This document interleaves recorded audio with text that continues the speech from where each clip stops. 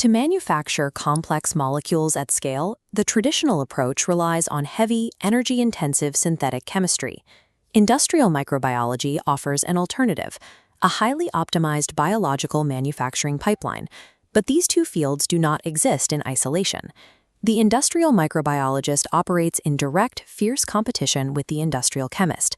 In this competition, success is not measured by biological discovery. It is measured by cost efficiency and overall yield. Industrial microbiology is an application of biological systems designed to achieve a superior production price point.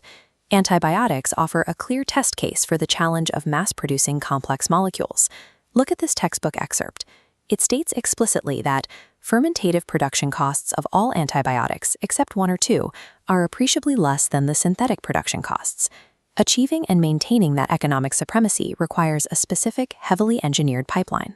This pipeline relies on three pillars: substrate conversion, microbial workforces, and genetic optimization. To see exactly how fermentation defeats synthetic chemistry on the balance sheet, we need to deconstruct this pipeline and build a biological factory from first principles. The pipeline begins with its input fuel. Instead of expensive precursor chemicals, biological factories run on cheap, often disposable substrates. Many industries generate massive quantities of byproducts. Because these byproducts are difficult to discard safely, they become expensive waste liabilities. The cheese industry, for example, produces thousands of tons of cheese whey, which has historically been a burdensome byproduct to manage. Fermentation operations absorb this problem. They take the discarded whey and redirect it into their own manufacturing pipeline.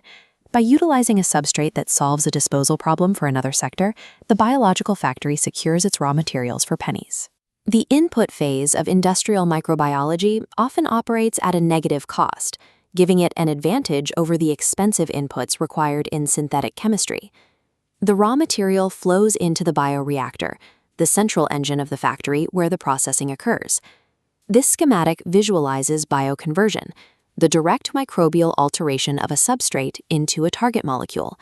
Waste cheese whey enters, interacts with microbes, and converts into a high-value product like acetic acid. Alternatively, the process can be tuned to maximize the microbes themselves. In certain operations, mass-producing this cellular biomass is the primary industrial goal, generating tons of raw material for agriculture or food processing. The bioreactor functions as a programmable conversion engine, calibrated to output synthesized chemicals or pure biological mass based entirely on economic need. The actual hardware executing this bioconversion is the biological agent itself. The textbook lists the specific classes of agents deployed, showing that the toolkit extends well beyond bacteria to include viruses, actinomycetes, yeasts, molds, and algae.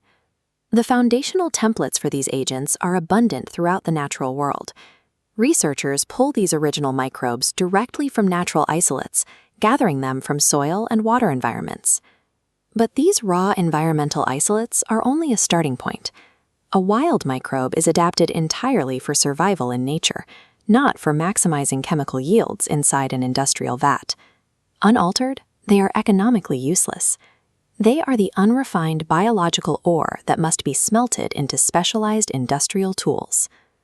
To achieve true economic viability at scale, the wild microbe's natural survival behavior must be aggressively and permanently altered. The text identifies the precise mechanism used to force this change: sequential genetic selection. This process iterates a natural isolate through successive generations. The system tests offspring, ruthlessly discarding low-yield strains and selecting the highest performer to seed the next loop. Repeated thousands of times, this yields a specialized production strain, biologically distinct from its wild ancestor. The sole purpose of engineering these production strains is to strip away survival traits and maximize the efficiency of the fermentation process. Compare this microscopic engineered precision against the manual scale of early microbiology, where optimizing a system relied heavily on physical labor. The true power of industrial microbiology lies in the iterative engineering of life to maximize economic output. We can now view the fully assembled biological factory pipeline.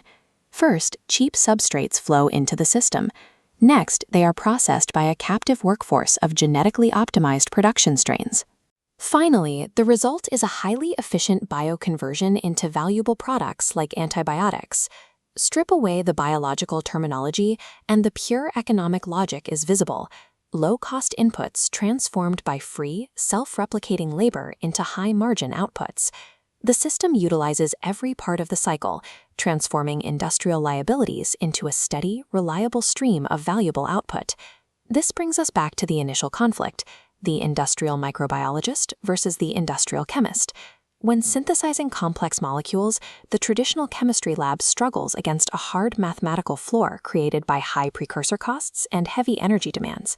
Because the biological factory uses cheap substrates and self-replicating genetically optimized tools, its production costs will consistently remain lower. The microbes found in soil and water move from the ecological sphere into the industrial catalog. The field effectively transforms biological systems into precision manufacturing equipment.